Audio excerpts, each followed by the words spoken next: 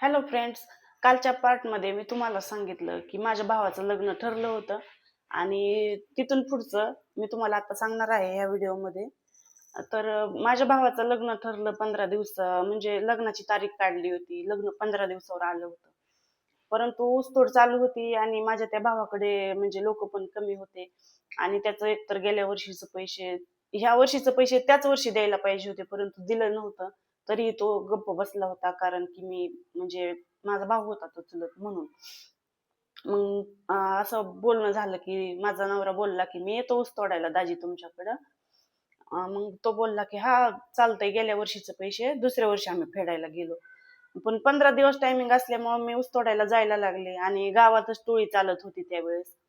आणि मग मी दररोज ऊस तोडायला जायचे. संध्याकाळी घरी यायचे. माझं बाळ घरीच ठेवायचे, तर लहान होतं, त्याला सवय नव्हती शेती वावरातली ह्यातली. मग मी त्याला घरीच ठेवून जायचे.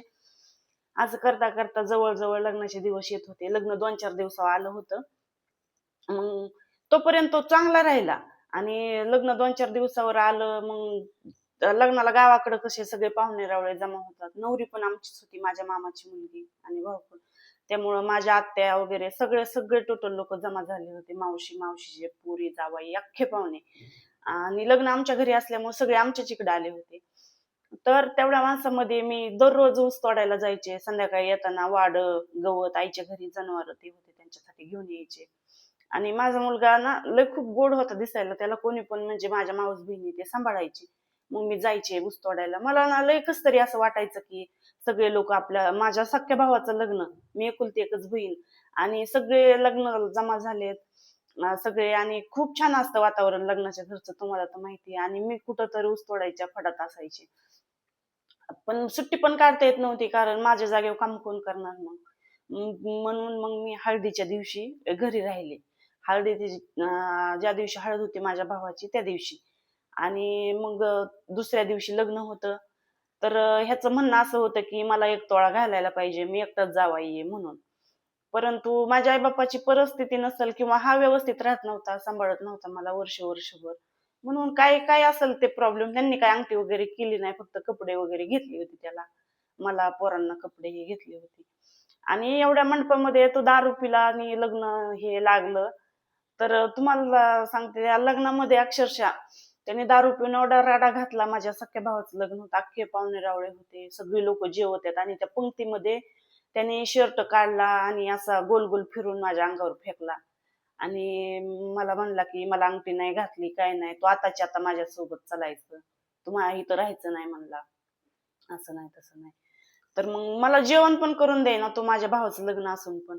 तर आमची आई ती म्हणली नाही पाठवायची आमची पोरगी, जा म्हणली तुला जायचंय तर. ती तशी बोलली. मग त्याच दिवशी की हळदीच्या दिवशी टोळी उचलून गेली होती बाहेर गावी, म्हणजे गावापासून 5-6 किलोमीटर अंतरावर. गावातले ऊस संपले होते आणि तिथं गेली होती. आणि तो लग्न लावला आणि तो निघून गेला टोळीवर, भांडणं बिडणं करून माझ्यासोबत. मग त्याच दिवशी संध्याकाळी लग्न लावल्यावर काही पाहुणे गेले, काही होते, माझ्या आत्या वगैरे होत्या. तर माझा चुलत भाऊ काय म्हणला, म्हणजे तो जायचा होता टोळीकडं. तर आई म्हणली मग तू पण जा, उद्याच्याला तुला कोण नेऊन सोडणार म्हणली, तिकडं लग्नाचं घर आहे इथं. मग ज्या दिवशी लग्न लागलं त्या दिवशी संध्याकाळी माझं बाळ 9-10 महिन्याचं मी बाळ त्यात गुंडाळलं आणि माझ्या चुलत भावाने मला टोळीवर घेऊन गेला. परंतु जाताना असा कच्चा रस्ता होता, अंधार होता खूप, आणि टायर घसरलं तर आमचा ऍक्सिडेंट झाला रोडने. तर मी इथून त्या तिकडे अशी पडले, परंतु मी असं घट्ट जे धरलं होतं ना त्या माझ्या बाळाला, सोडलं नाही मी त्याला. आम्हाला लागलं नाही कुणालाच, परंतु वेळ आली होती आमच्यावरती. मग आम्ही पोहोचलो टोळीवरती, त्यांनी तिथं नेऊन मला सोडलं. आणि मग तिथून मी ऊस तोडायला चालू केलं. हळदी दिवशी घरी राहिले, लग्न लावलं आणि लगेच त्याच दिवशी गेले. दुसऱ्या दिवशीपासून काम चालू केलं मी. आणि त्या तिथं 1 महिनाभर काम केलं, पण राहतच नव्हता. माझा मुलगा छोटा आहे ना, त्याला सवय नव्हती. सगळ्या लोकांची सवय होती आणि तो राहत नव्हता, लय रडायचा. आणि मग तिथून टोळी उचलली आणि कंदर साईडला गेली होती आमची टोळी त्या वर्षी. तर कंदरला गेली तर मग राहत नव्हता, खूप रडायचा. मग एक दिवशी सकाळी 6 वाजता मी फोन केला घरी, म्हणलं आईला तो राहत नाहीये, खूप रडतोय म्हणलं. तर मग आईने काय केलं की माझ्या वडिलांना म्हणली मी पाठवते, जितके दिवस कारखाना चालला. त्याच्यावरती काय 1 का 1.5 महिना कारखाना चालला. माझ्या वडिलांनी माझ्या छोट्या मुलाला सांभाळलं. आणि मी ऊसतोडीचं काम केलं. मला भरपूर सपोर्ट केला माझ्या माहेरच्या लोकांनी, नाही असं नाही. परंतु पुढं पुढं गेल्यावरती काय झालं ते मी तुम्हाला सांगणार आहे. आणि त्या वर्षीचा कारखान्याचा पट्टा पडला, आम्ही घरी आलो. घरी आल्यावरती मग काय करायचं, कुठं राहायचं? तर त्या कंदरच्या मालकाची आणि त्याची ओळख झाली होती माझ्या नवऱ्याची, म्हणून तिथं आम्ही तो ट्रॅक्टर चालवायसाठी कामाला राहिला. आणि मग सगळं सामान म्हणजे जेवढं लागतं कारखान्यात होतं तेवढं सामान आम्ही भरलं एका रिक्षामध्ये आणि तिथं कंदरला आम्ही कामाला गेलो. तिथं आम्ही 5-6 महिने काम केलं आणि तिथून पण परत मग ऊसतोडी चालू व्हायच्या वेळेस गावाला आलो आणि परत दुसऱ्या वर्षीची उचल घेतली. परत कारखान्याला गेलो आम्ही. आणि माझा मोठा मुलगा आहे, त्यांना माझ्या आई-बापाची सवय होती, कारण तो 9 महिन्याचा असल्यापासून माझ्या आईने सांभाळला होता. आम्ही ऊसतोडीला जायचो म्हणून. आणि त्या वर्षीपासून जे काम स्टार्ट केलं, परंतु तो असाच करायचा कारखाना जोपर्यंत. तिथून पुढे त्याने चांगलं काम केलं. कारखान्यावर काम करायचं 6 महिने, कारण की लोकांचे पैसे येत असं तसं म्हणून.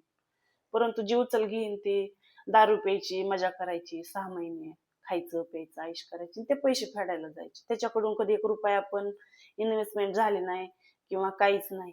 मग त्या दुसऱ्या वर्षीच्या उचलीमधून आम्ही एक पत्र्याचं शेड आमच्या गावामध्ये मारलं माझ्या माहेरात. तिथं आम्ही राहत होतो. असं बरेच दिवस उलटत गेले आणि मग 2-3 वर्षाचा माझा मुलगा झाला होता छोटा. त्या वर्षी काहीतरी माझी आमच्या घरच्यांची आणि त्याची भांडण झाली होती, आईची आमच्या आणि त्यांची. तर त्याने ते पत्र्याचं शेड उचकलं आणि त्याच्या गावाला नेऊन मारलं. सगळं सामान हे भरून नेलं तिकडं. आणि तो काय करायचा, यायचा आणि माझा छोटा मुलगा माझ्याकडून हिसकून घेऊन जायचा. आता ते लहान असल्यामुळं आईचं कसं राहतं, की माझं मन लागत नव्हतं. मग त्याने तो मुलगा घेऊन गेला की मी लगेच जायची त्याच्याबरोबर त्या मुलासाठी. आणि त्या वर्षी कारखान्याचा पट्टा वगैरे पडला. त्यांनी शेड गावात मारलं नेऊन आमच्या गावामध्ये. आणि तो दारू बिरू त्याचं प्रमाण जास्त जास्तच वाढत वाढत चाललं होतं. मग उन्हाळ्याचे दिवस होते आणि आम्ही कुरवड्या पापड्या माझी सासू आम्ही उन्हाळ काम चालू केलं होतं. तर आम्ही शेवया करत होतो एका झाडाखाली बसून. तर तो दुपारी दारू पिऊन आला तिकडून. आला, मी लांबूनच बघितलं त्याला दारू पिऊन आलेला. म्हणलं हा नक्कीच आता काहीतरी घोळ घालतोय.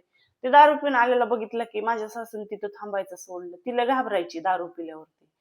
तिचा मुलगा असला तरी ती लय घाबरायची, कारण तिने दारू पिलेली माणसं बघितली नव्हती. ती अशी वावरात लागली बांधा बांधानी पळायला. आणि याने मला एवढं की म्हणजे असं खाली पाडलं, माझ्या हातावरती लाथ घातल्या. माझा हात पूर्ण त्यांनी फ्रॅक्चर केला होता. 3-4 लाथा मारल्या. माझा हात एवढा सुजला. आणि त्यावेळेस आबाळ बिबाळ असं आलं होतं, चैत्र महिना होता बघा, आणि गडागुडी आबाळ बिबाळ लय वाजायचं. आणि विजांच्या कडकडाट सकट पाऊस चालू झाला. मग मी माझ्या आईला फोन केला, म्हणलं तू मला घ्यायला ये, ह्यांनी लय मला मारलंय म्हणलं असं तसं. आणि मग माझ्या आईला त्यांना कारण काय सांगायचं की मीला कशासाठी मारलं म्हणून. तर माझ्याकडे मोबाईल नव्हता, माझ्या सासूकडे मोबाईल होता. त्यांनी माझ्या सासूकडून तिचा मोबाईल घेतला आणि त्याच्यामध्ये त्याच्या मोबाईल मधून घेऊन 2 नंबर वांगीचे ट्रॅक्टर मालक होते आम्हाला त्यावेळेस, त्या मालकांचे नंबर डायल केले आणि म्हणला की मी म्हणजे माझी आई आली, भाऊ आला चुलत मला घ्यायला. तर त्यांना काय सांगितलं की हिने त्या ट्रॅक्टर मालकाला फोन केला होता म्हणून मी हिला मारलं. तर म्हणजे हे कारण माझ्या सासूला पण माहिती आहे की हे सगळं खोटं आहे. ते अजून पण याची साक्षी आहे. तर असे माझ्यावर आरोप केले होते काही नसताना पण. तर मग माझा भाऊ आला, चुलत भाऊ आई. मग माझ्या चुलत भावाने ते नंबर घेतले आणि फोन केला. म्हणला माझ्या बहिणीने तुम्हाला फोन केला होता का? तर तो ट्रॅक्टर मालक म्हणला आमचा आणि त्यांचा काय संबंध आहे म्हणला. त्यांच्याकडे मोबाईल नाही काय नाही, ते आम्हाला कशाला फोन करते म्हणला. आणि माझी हिस्ट्री दाखवतो म्हणला. तो ट्रॅक्टर मालक म्हणजे असा आरोप कोणावरती केल्यावरती कोण गप्प बसन. तो म्हणला मी आता येतो म्हणलं तिथं. आणि मग ह्याला भीती वाटायला लागली की आता ती माणसं आली तर काय म्हणतील का. हा माळामाळाने जाऊन एका पारड्याच्या घरात जाऊन लपून बसला. आणि मग माझा भाऊ मला घेऊन आले, भाऊ आणि माझी आई आले घेऊन. मग माझा हात ही चोळायला जाऊन दवाखान्यात जाऊन नीट केला माझ्या आईने. त्यांनी नीट केला. मग परत आमच्या गावापासून एक 4-5 किलोमीटर गावात ना ह्याची कामं करायची. सूर्यफूल खुडायचं, बाजरी काढायची, अशी दिवाळीच्या वेळेची कामं चालू होती बघा. आणि मग आम्ही असं 5-6 बायांचा टुप्पा होता आमच्या टोळी. आम्ही कामाला जायचो, अंगावर कामं घ्यायचो, सूर्यफूल खुडायला, कांदे कापायला. अशी भरपूर कामं केली आम्ही. तर त्यावेळेस आई काय मला बोलली की तुला मी तुझे पैसे देऊन टाकन म्हणली. जरा आमची तारांबळ आहे तर मी पैसे तुला देते, मी खर्च करते तोपर्यंत. मग माझे पैसे तिने घेतले. तर आता आईवरती विश्वास असतोच, म्हणलं देईल ही नंतर. परंतु ज्यावेळेस दिवाळी झाली आणि माझ्या मुलाला हे झालं होतं, त्याच्या पेशी कमी झाल्या होत्या पांढऱ्या, आणि डॉक्टरांनी सांगितलं की त्याला ऍडमिट करावं लागेल तुम्हाला, आणि सलाईन लावावं लागतील म्हणून. तर त्यावेळेस मी म्हणलं आईला, माझं पैसे तुझ्याकडं कामाचं, दे काय असतील ते.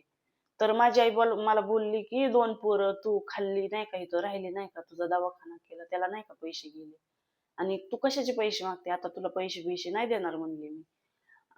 ते असे मला एकटे बोलले असते काय वाटलं नसतं, पण तिच्या सुनेसमोर, मुलासमोर असं बोलली, मला खूप वाईट वाटलं. म्हणलं ठीक आहे. आणि त्यावेळेस तर मला कुठूनच पैसे यायचा चान्स नव्हता. मग मी असं ठरवलं की या वर्षी अर्ध्या कोयत्याची उचल घ्यायची आणि कारखान्याला जायचं. मग मी माझ्या चुलत भावाला बोलले, म्हणलं माझ्या मुलाला असं असं असं 5 दिवस ऍडमिट करायचे, मला पैसे दे, मी येते ऊस तोडायला. तर माझा भाऊ बोलला, तू जा दवाखान्यात घेऊन, तुला लागतील तेवढे पैसे मी देतो म्हणला. तर पहिल्या दिवशी माझ्या भावाकडे नव्हते पैसे, तर मग माझ्या सख्ख्या भावाने 1000 रुपये भरले होते दवाखान्यात, 1200 रुपये. आणि दुसऱ्या दिवशी सलाईन लावलं की दुसऱ्या दिवशी लगेच मला बोलला, तू उचल ठरवली ना, माझे पैसे देऊन टाक. मोठ्या भावाचे मी 1200 रुपये पण त्या उचलीतून लगेच दिले. माझ्या पोराला त्यावेळेस मोठा काहीतरी 6-7 हजार रुपये खर्च आला होता. फक्त त्याच्या दवाखान्यासाठी मी उचल घेतली होती. आणि त्याला मी व्यवस्थित बरा केला. आणि नंतर दिवाळीपासून ऊस तोडायला चालू झाली. आणि गावात म्हणजे त्यावेळेस आमचे कारखाने गावातच चालायचे. तर तिथून पुढं काय झालं ते मी तुम्हाला पुढच्या ब्लॉक मध्ये सांगेल. थँक्यू.